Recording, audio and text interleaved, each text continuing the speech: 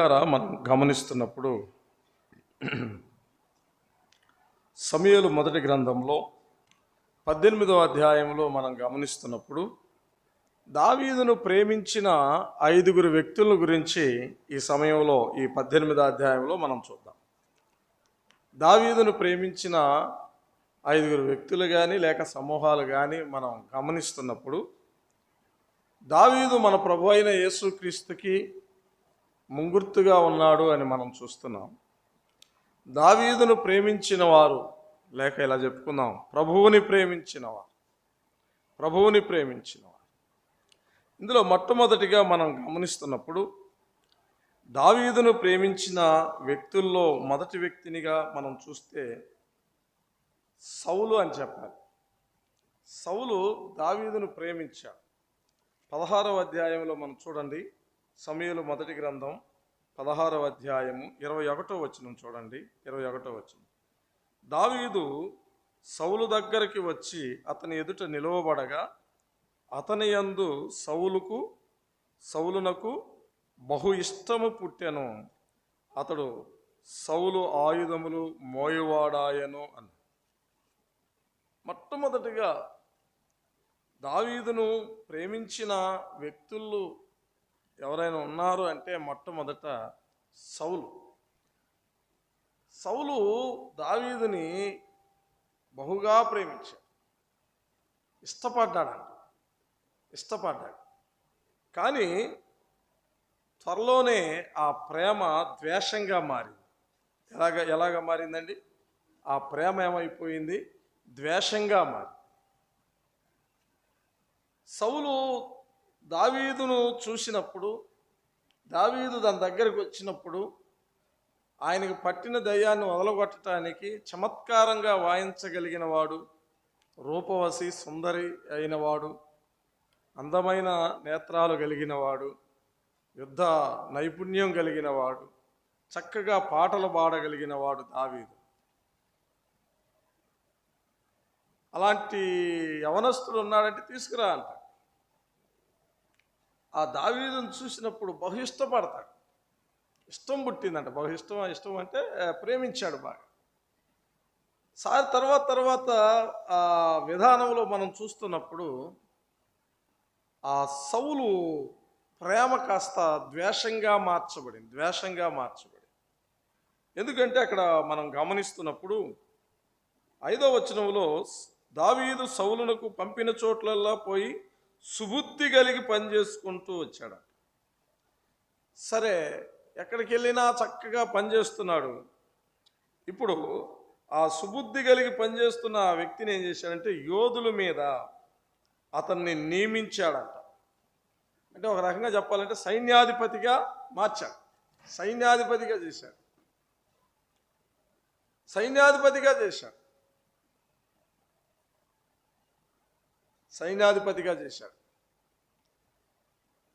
అంటే దావీదు స్థానము రోజు రోజుకి పెరిగిపోతుంది.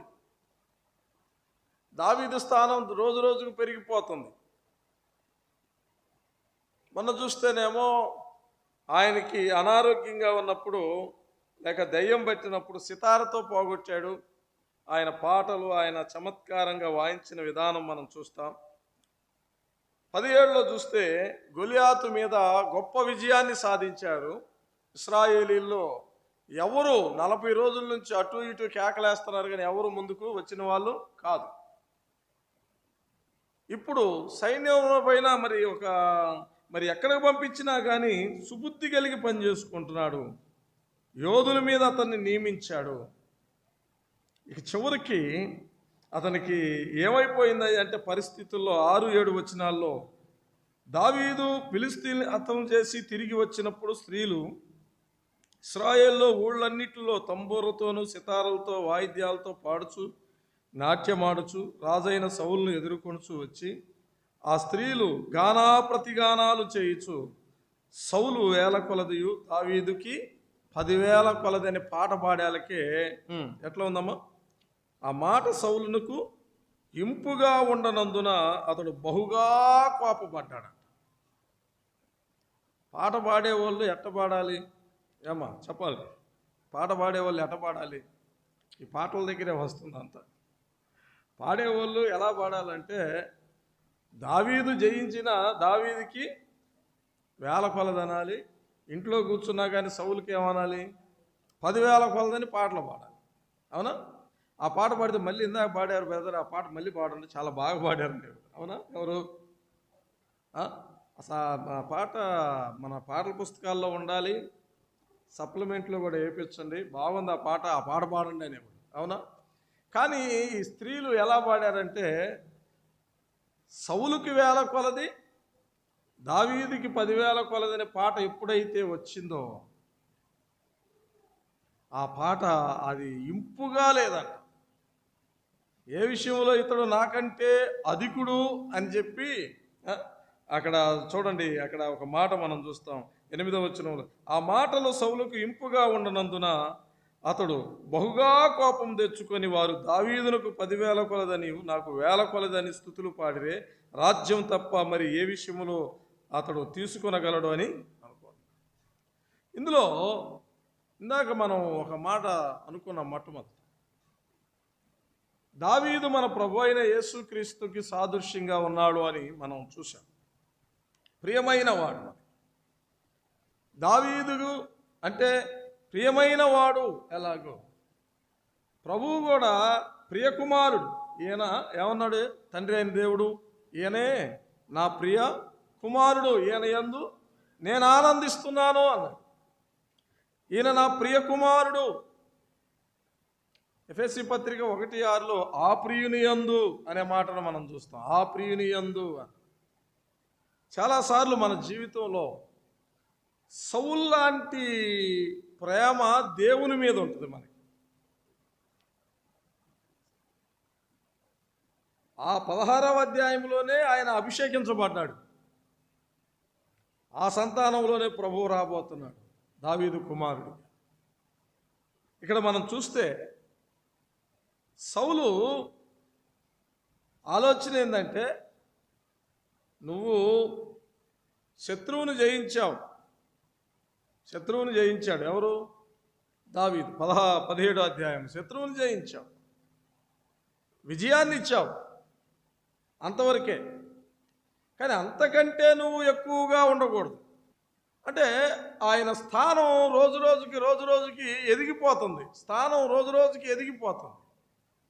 ఇప్పుడు మన జీవితంలో కొంచెం అప్లై చేసుకున్నాం. ఇది మనం మన ప్రభువుని ఎలా చూస్తున్నామంటే, నువ్వు ఆనాడు దావీదు గొలియాతును జయించాడు, మన ప్రభువు సాతాన్ని జయించాడు. ఇశ్రాయేలు జనాంగానికి గొప్ప రక్షణ ఇచ్చాడు దావీదు. ప్రభువు కూడా ప్రాణాలకు తెగించి సిలువలో ఆయన నిండు ప్రాణాన్ని మన కోసం బలి చేశాడు, గొప్ప రక్షణ ఇచ్చాడు. అంటే ఇప్పుడు మనం అనుకునే కొంతమంది సౌలు లాంటి విశ్వాసులు ఎలాగుంటారంటే, నువ్వు నాకు రక్షకుడివే, నా కోసం ప్రాణం పెట్టావు, సాతాన్ని ఓడించావు, ప్రాణం పెట్టావు, అంతవరకే. నువ్వు రక్షకుడిగా ఉండు, ప్రాణం పెట్టినవాడుగా ఉండు, కానీ నా మీద అధికారిగా నువ్వు ఉండొద్దు, ప్రభువుగా నువ్వు ఉండొద్దు. సౌలు దావీదు ఎదుగుతూ అంటే సౌలు కంటే ఎక్కువగా ప్రభువుగా ఉండబోతుంటే ఆయనకి ఇష్టం లేదు. చాలామంది మనం చూస్తాం, యేసు ప్రభువుని నమ్ముకుంటాం, ఆయన రక్షకుడు అంటాం, ఆయన నా కొరకు ప్రాణం పెట్టాడు అంటాం, అంతవరకే. కానీ ఆయన పరిపాలన, ఆయన ప్రభుత్వం మన మీద ఉండటానికి ఒప్పుకోం. ప్రభువా అంటే నువ్వే నా పరిపాలకుడువు, నువ్వే నా ఏలికవు, నువ్వే నన్ను నడిపించేవాడివి. కానీ అలా కాదంటే నువ్వు చెప్పినట్టు నేను వినేవాడిని కాదు. ప్రభువా అలా కాదు. ఇక్కడ దగ్గరగా సోయార్లో ఒక చిన్న గృహలు ఉన్నాయి, అక్కడికి వెళ్తాను. ప్రభువు ఒక స్థలానికి పొమ్మన్నాడు లోతుని. తప్పించుకొని అక్కడికి వెళ్ళండి అన్నాడు. ప్రభువా అలా కాదు, నేను ఇక్కడ దగ్గరలో ఉన్నదానికి వెళ్తా అంటే ప్రభువు అంటే అర్థం ఏంటి? ఆయన నీ మీద పరిపాలకుడు. ఆయన ప్రభుత్వానికి మనం తల వంచాలి. ఆయన ఏది చెప్తాడో అది మనం వినాలి. అబ్రహాం, నీ ఒక్కడైన ఒక్క కుమారుని నువ్వు ప్రేమించే ఇస్సాకును తీసుకెళ్ళంటే ప్రభువా నీ చిత్తమా. చాలాసార్లు ఆయన రక్షకుడుగా అంగీకరిస్తాం కానీ అంటే మన ప్రేమ అంటే ఆయన మీద మనకు ప్రేమ ఉంది. మన కోసం యుద్ధం చేశాడు, మన కోసం ఆయన మరణించాడు, ఆయన మన కోసమే ఆ గొలియాతుతో పోరాడాడనే ఆ నమ్మకం ఉంది. కానీ నువ్వు నా మీద ప్రభుత్వం చేయటానికి వీల్లేదు. బాగా ఆకలి అవుతుంది కదండి. మనమైతే ఆకలి అయినప్పుడు కేకలు పెడతాం, టైం ఎంత అయింది అని కదా. ఇక్కడ ఒకటి మనం నేర్చుకోవాల్సింది ఏంటంటే ఆకలి అయినప్పుడు ఏం చేయాలి చెప్పాలి. ఆకలి అయినప్పుడు ప్రార్థన చేయాలి. ఆకలి అయినప్పుడు ప్రార్థన చేస్తుంది. ప్రార్థన చేస్తుంటే అతడు పరవశుడైపోయాడు. వెంటనే 4 చెంగుల దుప్పటి 4 దిక్కులకు గుర్తుగా ఉన్న దుప్పటి, అందులో సమస్తమైన చతుష్పాద జంతువులన్నీ అందులో ఉన్నాయి. ప్రపంచంలో ఉన్న జీవకోటి మొత్తం ఉంది. వాటిని నువ్వు చంపుకొని తిను అంటే అర్థం ఏంటంటే ఇక పాత నిబంధనలో పవిత్రము అపవిత్రత ఉన్నాయి తినే వాటిలో. కానీ ఇప్పుడు ఈ సువార్తలో సర్వజనులకు వెళ్ళాలి, సర్వలోకానికి వెళ్ళాలి, అందరికీ సువార్త ప్రకటించాలి. కాదయ్యా నేను పవిత్రమైనది తిన్నాను కదా, నువ్వు ఎన్నుకున్న ప్రజలకి ఇప్పటి వరకు సువార్త చెప్పావు. కాదు, దేవుడు పవిత్రపరిచినవి నువ్వు అపవిత్రమైనవి ఎంచొద్దు.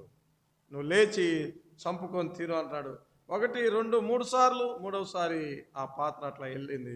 ఈ లోపల అన్ని జనుల దగ్గర నుంచి కొర్నేలు దగ్గర నుంచి ఒక వర్తమానం వచ్చింది.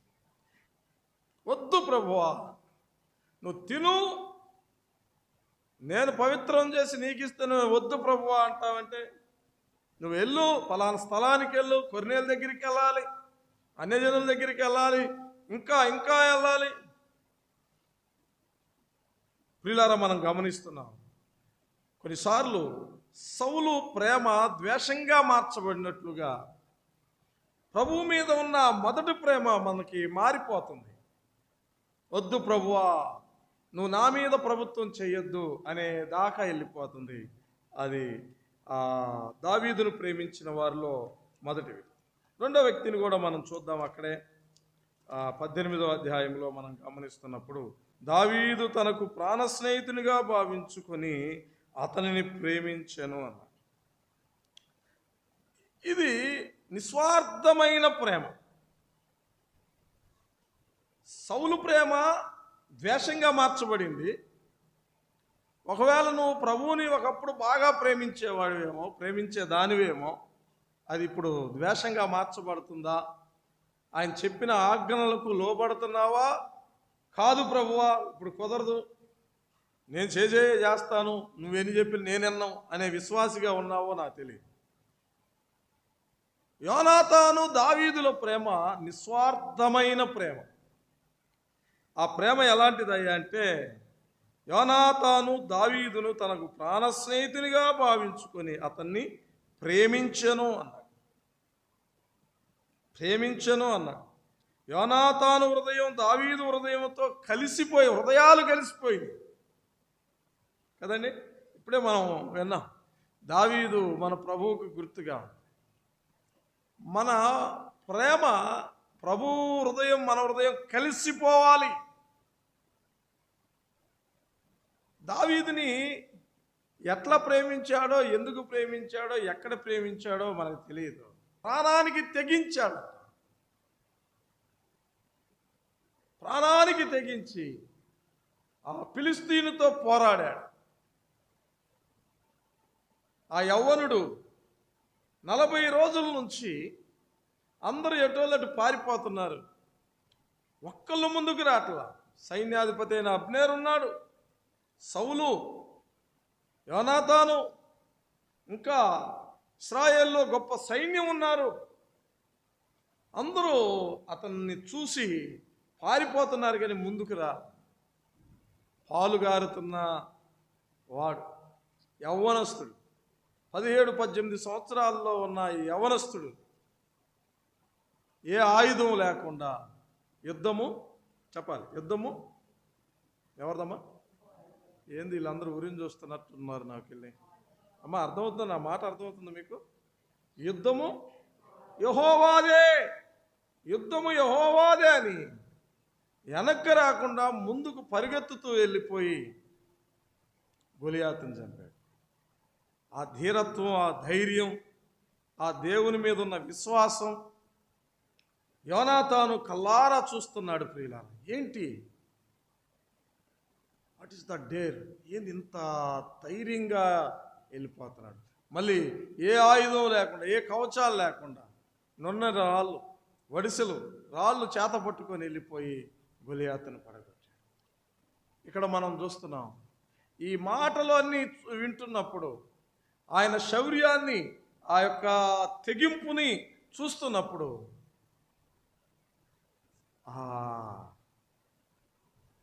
యోనాతాను హృదయం దావీదు హృదయముతో కలిసిపోతుంది. ఇప్పుడు నేను ఒక మాట చెప్తాను. దావీదును చూసినప్పుడు ఎలాగున్నాడంటే ఒక పేదవాడిగా ఉన్నాడు.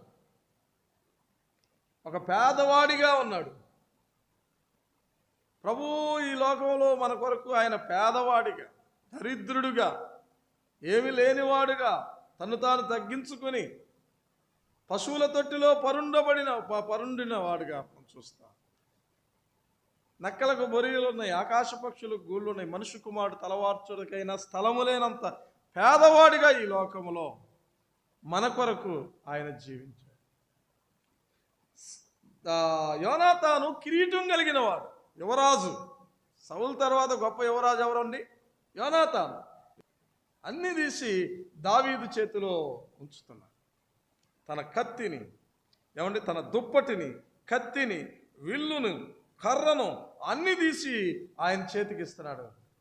నీ దగ్గర ఇవి ఉండాలి. ఇందాక మనం చూస్తున్నాం, దావీదు యోనాతాను కిరీటం కలిగిన వాడుగా, యువరాజుగా ఉన్నా కానీ ఈయన ఆయనకి అధికారంతో ఒక యువరాజుకున్న అధికారాలు మొత్తం తెచ్చి ఆయన చేతిలో పెట్టి, ఎవరి చేతిలో? దావీదు చేతిలో ఉంచుతున్నాడు. వీటన్నిటినీ ఆయన చేతుల్లో ఉంచుతున్నాడు. సౌలు అయితే దావీదు విషయంలో ఆయన ఎదుగుతుంటే తన పరిపాలనకి వెళ్తాడేమో అని ఒక అసూయ ఉంది. కానీ యోనాతానికి ఎలాంటి అసూయ లేదు కదా. అక్కడే మనం 18వ అధ్యాయంలో సౌలు విషపు చూపు నిలిపెను అంటాడు కదా. విషపు చూపు నిలిపాడు అంటే లోపల అసూయ ఉంది. కానీ యోనాతానికి ఎలాంటి అసూయ లేదు. నువ్వేనయ్యా రాజు, చాలాసార్లు అన్నాడు ఆ మాట. నువ్వు రాజు అవుతావు. ఇది ప్రేమా స్నేహం కదా, ఇది ప్రేమా స్నేహం. ఆ స్త్రీ అంట 7వ అధ్యాయంలో మనం చదువుతుంటే, లూకాసు వార్త 7వ అధ్యాయంలో ఈమె ఎలా ప్రేమించింది? ఆమె విస్తారంగా నన్ను ప్రేమించింది, అందుకే ఈమె యొక్క విస్తారమైన పాపాలు క్షమించబడ్డవి. విస్తారంగా ప్రేమించి. ప్రభువు నువ్వు ఎంతగా ప్రేమిస్తున్నావు? ప్రేమ అంటే అర్థం ఏంటంటే ఇచ్చుట.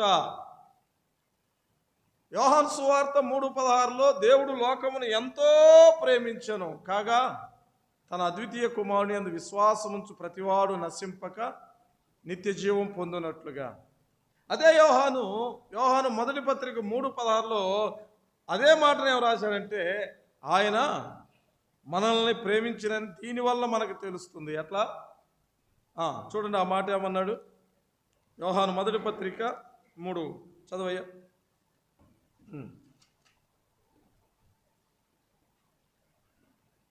3:16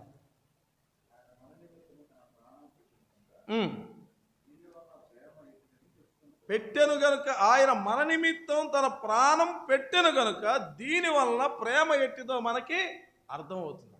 పెట్టాడు, తన ప్రాణాన్ని పెట్టాడు, తనకున్నయన్నీ ఇచ్చేస్తున్నాడు. ప్రేమ అంటే అదే, తనకున్నయన్నీ ఇచ్చేస్తున్నాడు. యోనాతాను తనకేమేమి కలిగి ఉన్నాయో, ఏదైతే ముఖ్యమైనవి ఉన్నాయో అవన్నీ ఆ ఇష్టమైనవన్నీ ఆయనకి ఇచ్చేస్తున్నాడు. ఒక స్త్రీ పురుషుని మీద చూపించే ప్రేమ కంటే కూడా ఎక్కువ ప్రేమ నువ్వు చూపించు. నువ్వు చూపిస్తావా అంత ప్రేమ నీ ప్రభువు మీద? అంతగా మనం ప్రభువుని ప్రేమిస్తున్నామా? నేను చదువుతుంటే యోనాతాను అన్నీ ఇచ్చాడు కానీ ఏమీ లేదంటే ఆయన రాజుకి ముఖ్యంగా షూ ఉంటుంది కదా, బూట్లు ఉంటాయి, అయ్యో వల్ల ఒకవేళ నేను నిన్ను నీ ఆజ్ఞలో నేను నడవాలి, మొత్తం అన్ని విడిచిపెట్టాడు కానీ ఒకటే విడిచిపెట్టలా. ఆయనకి ఎక్కువగా పెన్నుతో పని. ఎందుకు? ఆయన సుంకరి కదా, సుంకరి. ప్రభువా అన్నీ విడిచిపెడతాను కానీ ఈ పెన్ను ఒకటి విడిచిపెట్టను అయ్యా. ఏ మళ్ళీ డ్యూటీకి వెళ్తావా అంటే కాదు కాదు ప్రభువా, ఈ పెన్నుతో నీ జీవిత చరిత్రను నేను రాస్తా. యోనాతాను ఉన్నవన్నీ ఇచ్చాడు, ఒక షూ లేక ఆ చెప్పులు, రాజుగారి చెప్పులు మాత్రం ఇవ్వకుండా ఉంచాడు. నేను ఇక్కడ నుంచి నేను దావీదు అడుగుజాడల్లో నేను నడవాలి, ఆయన అడుగుజాడల్లో నేను నడవాలి, ఆయన అడుగుజాడల్లో నేను నడవాలి. కొరింథీ మొదటి పత్రికలోనైనా 11:1 నేను క్రీస్తును పోలి నడుచుకున్న ప్రకారం మీరు నన్ను పోలి నడుచుకోండి. క్రీస్తు అడుగుజాడల్లో, ఆయన నడవడికలో మనం ఏ విధంగా నడవాలో నిజంగా నిస్వార్థమైన ప్రేమ, అధికంగా ప్రేమించాడండి. తర్వాత మూడో ప్రేమను అక్కడే మనం చూస్తాం. మూడో ప్రేమను గమనిస్తున్నప్పుడు 18వ అధ్యాయం తీయండి. 18వ అధ్యాయంలో 28వ వచనం లేక 20వ వచనంలో ఏమన్నాడంటే, అయితే తన కుమార్తె అయిన మీకాలు దావీదు మీద ప్రేమ కలిగి ఉండుట సౌలు విని సంతోషించాడు. వాస్తవంగా పెద్దమ్మాయిని ఇచ్చి పెళ్లి చేస్తాను అన్నాడు మెరూబాను. 17వ వచనంలో నువ్వు ఆ ఫిలిష్తీయుని గనక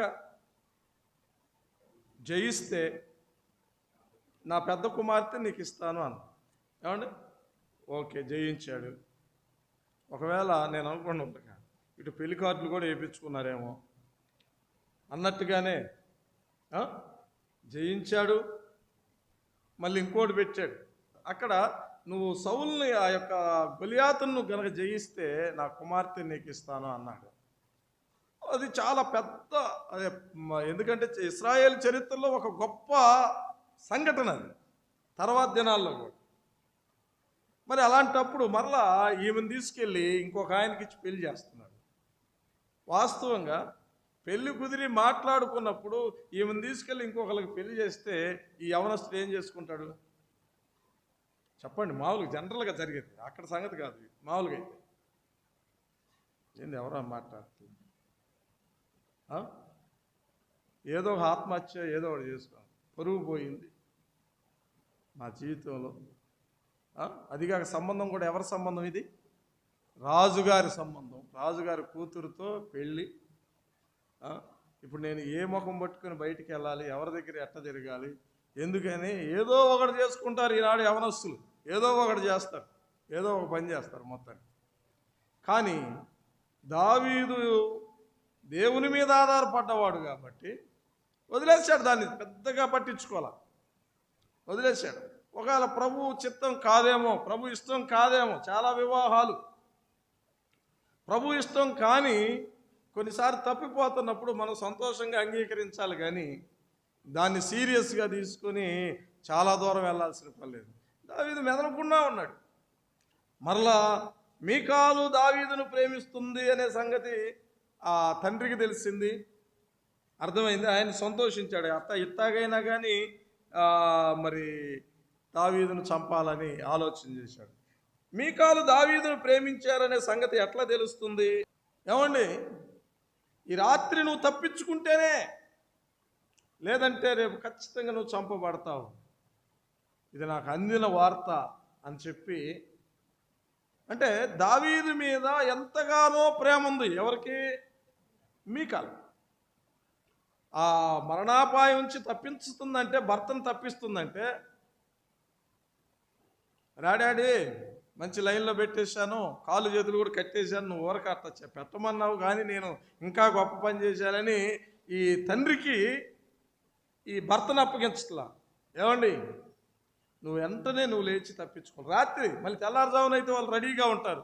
ఈ నైట్కి నైటే నువ్వు తప్పించుకో. ఇది కిటికీ ఉంది, ఇటు నుంచి దూకి వెళ్ళిపో, నువ్వు నేను ఏదో ఒకటి మేనేజ్ చేస్తా, ఏదో ఒకటి చెప్తానుగా మా నాన్నకి వచ్చిన సైన్యానికి నేను ఏదో ఒకటి చెప్తానని చెప్పి భర్తను తప్పించింది.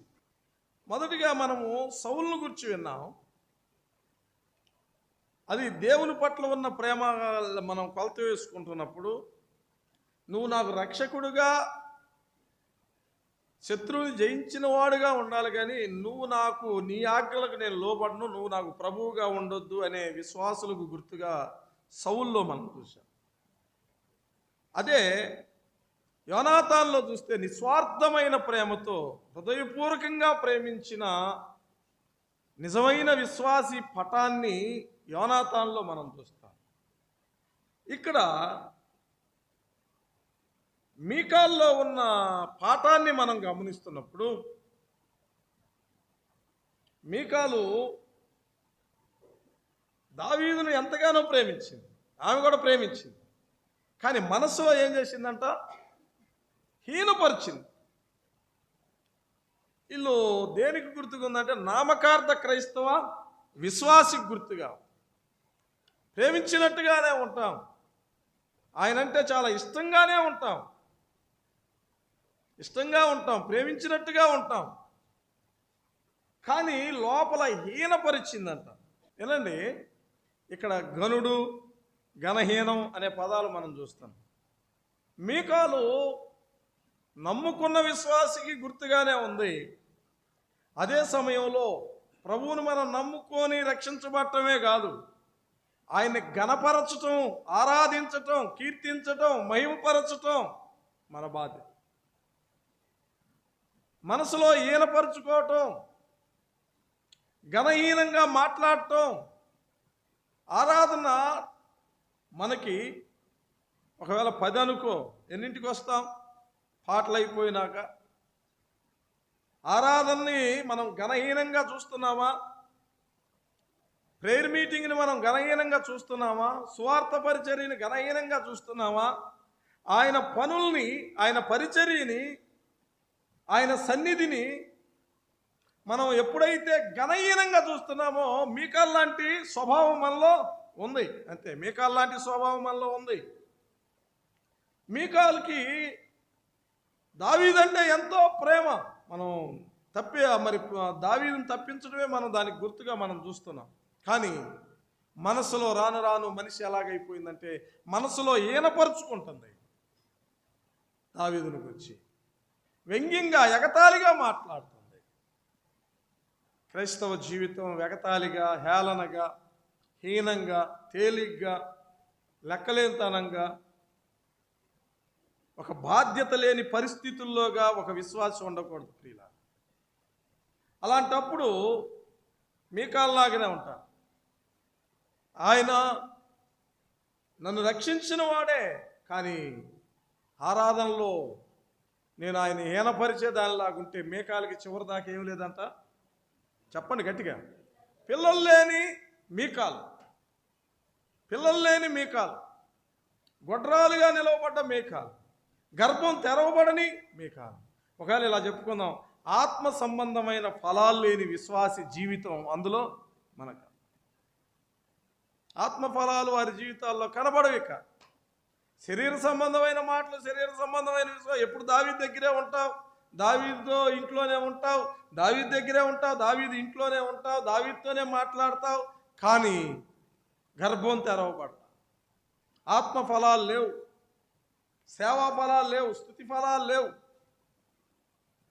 సేవా ఫలాలు ప్రియులారా మనం గమనిస్తున్నాం. వాక్యాన్ని చూస్తున్నప్పుడు ఆ 18వ అధ్యాయం నేను చదువుతున్నప్పుడు దావీదుని ప్రేమించిన వ్యక్తులు సౌలులో ఒక కోణాన్ని మనం చూస్తున్నాం, యోనాతాన్లో ఒక కోణాన్ని మనం చూస్తున్నాం, మీకాల్లో ఒక కోణాన్ని మనం చూస్తున్నాం. ఎప్పటికీ గొడ్రాలుగానే మిగిలిపోయింది. మన జీవితం అలా ఉండకూడదు. ఒక నామకార్థ క్రైస్తవ జీవితం లాగా ఏదో ఆదివారం వెళ్దాం వద్దాం, ఏమ్మా ఎట్లా ఉందో మీ విశ్వాస జీవితం ఏంటి అంటే, ఏముందన్నా ఏముంది అంత రొటీన్ లైఫ్ అంటారు. ఇది రొటీన్ లైఫ్, రొటీన్ క్రిస్టియానిటీ. వచ్చాను, ఆరాధన చేసుకున్నాను, వెళ్ళాను, డ్యూటీకి వెళ్ళాను, మళ్ళీ వచ్చాం, మళ్ళీ రేపు శనివారం లేకపోతే మధ్యలో కూడికో వచ్చాను వెళ్ళాను, అంతే. అంటే ఊరక చక్రం తిరుగుతున్నట్టుగానే రొటీన్గానే ఉంటున్నావు, కానీ నీ వల్ల ఏ ఉపయోగం సంఘంలో లేదు. తర్వాత 4వ వ్యక్తులను మనం చూద్దాం. ముందు వీళ్ళు దావీదును ప్రేమించటానికి ముఖ్యమైన కారణం ఏంటంటే, గొలియాతు ఒక సవాల్ విసిరాడు. మనము మీరు యుద్ధం చేసుకొని మీ సైన్యం మా సైన్యం చనిపోవటం కంటే మాలో నుంచి నేను వస్తా, మీలోంచి ఒక వీరుణ్ణి పంపించండి, మేమిద్దరం పోట్లాడుకుంటాం. ఎవరు ఓడిపోతే వారు, ఒకవేళ మేము ఓడిపోయాం అనుకో, మా జనులంతా మీకు దాసులు అవుతారు, మీరే పరిపాలన చేయండి. ఒకవేళ మీరు ఓడిపోయారనుకో, మీరంతా మాకు దాసులుగా ఉండండి అని. ఇది పందెం. దీన్ని ఎవరు స్వీకరించలేకపోతున్నారు. కానీ దావీదు ఫిలిస్తీను చేతిలోంచి తప్పించాడు. మన ప్రభు సాతాను కబంధహస్తాల్లోంచి విడిపించినట్లుగా దావీదు తప్పించాడు. శత్రు పరిపాలన కింద లేకుండా చేశాడు. ఆ ప్రజలకి అది ఎంతో ఆనందం, సంతోషం. దావీదు వారికి ముందుగా వచ్చుచూ పోవుచూ ఉండటం కూడా చూశారు. ఆయన్ని ప్రేమిస్తున్నారు. కానీ ఇక్కడ జరిగే విషయం ఏంటంటే, ఆయనతో సంబంధాలు లేవు. ఆయన ప్రేమిస్తున్నారు కానీ ఆయనతో వ్యక్తిగతమైన సంబంధాలు లేవు. ఇప్పుడు మనం ఉన్నాం, జగన్ గారు లేకపోతే చంద్రబాబు గారు ఇంకొకళ్ళు ఎవరో ఉండారనుకోండి, నాకు ఫలానా నాయకుడు అంటే ఇష్టం అండి, చాలా ప్రేమ అండి అని ఎవరన్నా ఆయన్ని ఏమన్నా అన్నా కానీ నువ్వు ఊరుకో. ఎందుకంటే నీకు ఆ లీడర్ అంటే బాగా ఇష్టం. జనరల్గా బయట ఏది రాజకీయంగా ఆయన ఎవరన్నా అన్నా కానీ అరమకండి, ఏంది మీరు ఆయన ద్వారా అన్ని లబ్ధి పొంది ఇట్లా మాట్లాడుతున్నాం ఏదో ఒకటి అంటాం. ఆయన అంటే ప్రేమ, మంచిది. కానీ ఆయన నీకు తెలియదు, నువ్వు మాత్రం ఆయన ప్రేమిస్తున్నావు. కానీ మీ ఇద్దరికి మాత్రం వ్యక్తిగత సంబంధాలు లేవు. అట్లా మీకు అర్థమయ్యేటట్టు. యేసు ప్రభు అంటే, ఆయన చేసిన కార్యాలంటే, ఆయన చెప్పిన వర్తమానాలంటే, ఆయన వాక్యం అంటే చాలా ఇష్టం. కానీ వ్యక్తిగతంగా నాకు ఆయనకి ఎలాంటి సంబంధం, నేను ఆయన ప్రేమిస్తున్నాను కానీ నాకు ఆయనకి వ్యక్తిగతంగా సంబంధం లేని ప్రేమించే వాళ్ళు ఉన్నారు. అర్థమైందా? చాలామంది భార్య భర్తతో కలిసి ప్రభువుని ప్రేమిస్తుందా? భర్త భార్యతో కలిసి ప్రభువుని ప్రేమిస్తుందా? భార్యాభర్తలు ఇద్దరు పిల్లలతో కలిసి ప్రభువుని సేవిస్తున్నారా? వ్యక్తిగతమైన ప్రేమ అంటే ఏంది? దేవుని వాక్యము నువ్వు ఎక్కువగా చదివి ధ్యానం చేస్తున్నావంటే ఆయన్ని బాగా ప్రేమిస్తున్నావని. వ్యక్తిగతంగా ప్రేమించడం అంటే ఏంటి? ఆయనలో ప్రార్థనలో, ఉపవాస ప్రార్థనలో ఎక్కువగా నువ్వు గడుపుతున్నావు అంటే ఆయన్ని బాగా వ్యక్తిగతంగా నువ్వు ప్రేమిస్తున్నావు అన్నమాట. వ్యక్తిగతంగా ప్రేమించడం అంటే ఏంటి? నీకు ఏది కావాలన్నా ఆయన మీద ఆధారపడి విశ్వాసంతో నువ్వు అడుగుతున్నావు అంటే నువ్వు ఎవరి మీద ఆధారపడుతున్నావు? నీ కాడ ఎంత డబ్బు అయినా ఉన్నాయి, డబ్బును చూసుకొని ముందుకెళ్ళవు. మోకరించి ముందు ప్రభువును చూసి, ప్రభువా ఇది చెయ్యాలా వద్దా, ఇది కావాలా వద్దా, నీ చిత్తమేంటో తెలియచేయని ప్రభువు యొక్క ఇష్టం మీద ఆధారపడి, ప్రభు చిత్తం మీద ఆధారపడి ఎప్పుడైతే ఉంటున్నావో నువ్వు ఆయనతో, నీకు ఆయనకి పర్సనల్ రిలేషన్ అంటారు. ప్రభువుతో ఎంతమందికి పర్సనల్ రిలేషన్ ఉంది? వ్యక్తిగతంగా నేను ప్రభువుతో ఎక్కువ సమయాన్ని గడుపుతున్నానన్నా, నాకు ఖాళీ దొరికిన టైం వల్ల నేను ఇంట్లో ప్రభువుతో గడుపుతున్నాను, ఆఫీసులో ప్రభువుతో గడుపుతున్నాను, వాక్యం ద్వారా గడుపుతున్నాను, ప్రార్థన ద్వారా గడుపుతున్నాను, విశ్వాసం ద్వారా గడుపుతున్నాను. ఎక్కువ ఆయనతో ఆయనలోనే, ఆయన రూపురేఖల్లోకి నేను మార్చబడాలని, ఎక్కువ ఆయనలోనే గడుపుతున్నాను అని నువ్వు ఎంతమంది చెప్పగలవు? నిజంగా ఇక్కడున్న యోధా ప్రజలు, ఇక్కడ యోధా వారు వచ్చుచూ పోవచ్చు, దావీదు వారికి వచ్చుచూ పోవచ్చు ఉండుట చూసి అతన్ని ప్రేమించారు. మంచిదే, ప్రేమించారు. కానీ పర్సనల్ రిలేషన్ అనేది లేదు. చాలాసార్లు మనం ప్రభువుని ప్రేమించిన వాళ్ళ మనం కూడా వ్యక్తిగతమైన అనుభవాలు మన దగ్గర లేవు. వ్యక్తిగతంగా ప్రభువుతో మాట్లాడటం, వ్యక్తిగతంగా ప్రభువుతో గడపటం, వ్యక్తిగతంగా ప్రభువులో ఆనందించటం, వ్యక్తిగతంగా ప్రభువులో విశ్వసించటం మనకి పూర్తిగా లేవు. నన్ను ప్రేమిస్తున్నావా, నన్ను ప్రేమిస్తున్నావా, నన్ను ప్రేమిస్తున్నావా? ఎవరండి అడుగుతుంది? ప్రభు అడుగుతున్నాడు. 2024లో మనల్ని అడుగుతున్నాడు, నువ్వు నన్ను ప్రేమిస్తున్నావా, నన్ను ప్రేమిస్తున్నావా? ప్రేమిస్తే పలహారం తీసుకురా, ప్రేమిస్తే కానుకలేయి, ప్రేమిస్తే ఏదో ఒకటి కొనిపెట్టి వస్తువా, ప్రేమిస్తే అని అన్నాడా?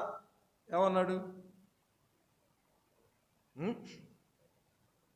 నువ్వు నిజంగా నన్ను ప్రేమిస్తే నా గొర్రెలను కాయి అన్నాడు. నువ్వు నిజంగా నన్ను ప్రేమిస్తే నా గొర్రెలను మేపు అన్నాడు. నువ్వు నిజంగా నన్ను ప్రేమిస్తే మందిరంలో చాలా పని ఉంది, మందిరంలో చాలా పని ఉంది. నువ్వు నన్ను ప్రేమించావు అంటానికి గుర్తు నువ్వేదో ఆదివారం తీసుకొచ్చే పలహారము లేకపోతే ఇంకోటి కాదు. ఆయన పని మీద నీ శ్రద్ధ, ఆయన పని మీద నీ బాధ్యత, ఆయన పని మీద నీ యొక్క ఆసక్తిని చూసి నువ్వు నన్ను ప్రేమిస్తున్నావు అని ప్రభువు చెప్పగలరు. నీ నిర్లక్ష్యత, యెహోవా కార్యాలు అశ్రద్ధగా చేయువాడు శాపగ్రస్తుడు. చేస్తున్నావు అశ్రద్ధగా, శ్రద్ధగా కాదు. దేవుని పని అశ్రద్ధగా, నిర్లక్ష్యంగా. చాలామంది ఇప్పుడు ఉన్న విశ్వాసం చూస్తుంటే చాలా భయం వేస్తుంది.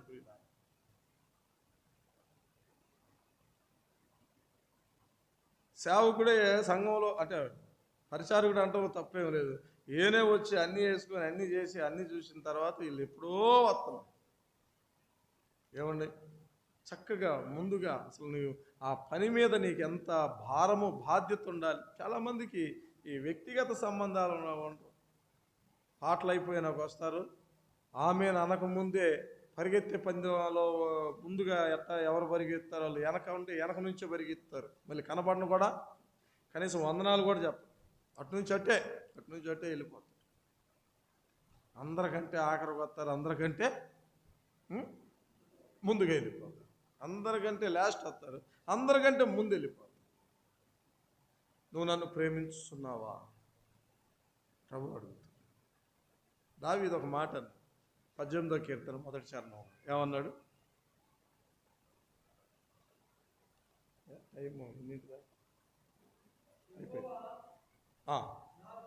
నా బలమా, నేను నిన్ను ప్రేమించుచున్నాను.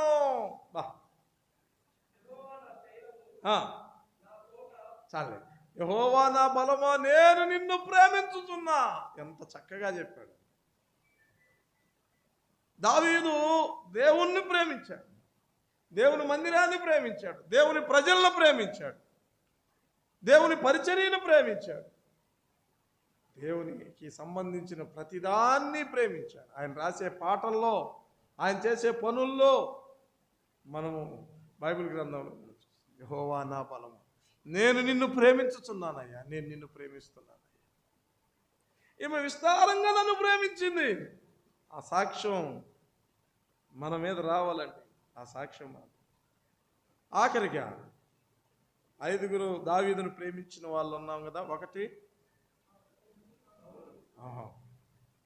చెప్తున్నారు, 2, 3 మీకాలు, 4 ఇశ్రాయేలు ప్రజలు. 5వ చదివి ప్రార్థన చేద్దాం. ఒంటరిగా ఉన్న దావీదును ప్రేమించిన వారు దావీదు దగ్గరికి వస్తున్నారు. ఆయన అధిపతిగా చేసుకోవడానికి ఎవరెవరు వస్తున్నారంటే ముందు సహోదరులు వచ్చారంట, తర్వాత తన ఇంటి వారు వచ్చారంట, ఆ తర్వాత ఇబ్బంది కలిగిన వారు, అప్పులు చేసుకున్నారు, అసమాధానంగా ఉన్నవారు, సౌలు చేత హింసించబడుతూ బాధింపబడుతున్న వాళ్ళు అందరూ వచ్చేసారు. వీళ్ళని కొత్త నిబంధన వెలుగులో ఏం రాశారంటే హెబ్రీ పత్రిక 11:38 విశ్వాసుల వీరుల యొక్క పట్టిలో చేర్చారు వీళ్ళని. చూడండి ఒక మాట, 11:38 ఏమన్నాడు?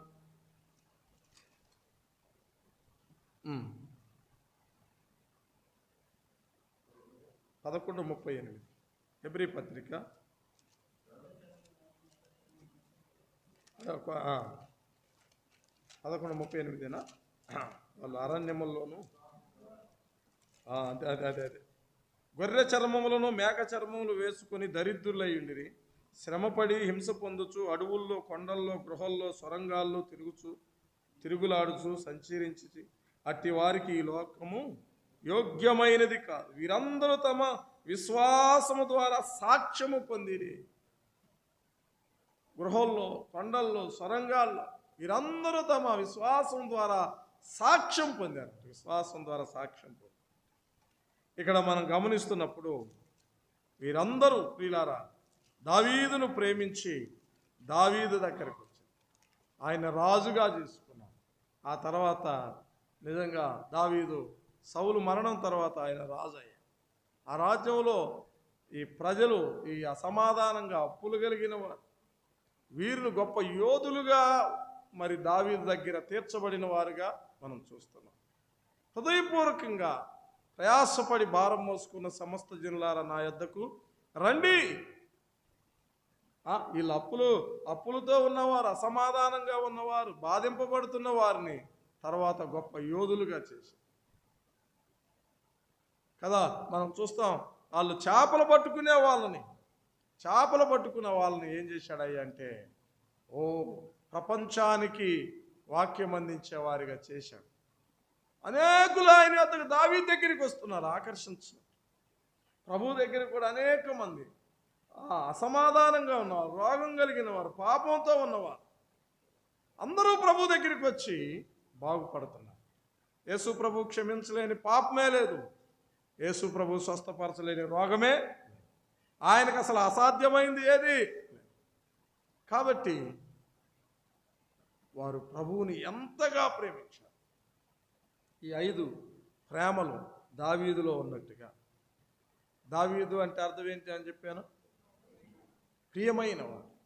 మనకు మన ప్రభువు ప్రియమైనవారు. ప్రార్థించారు.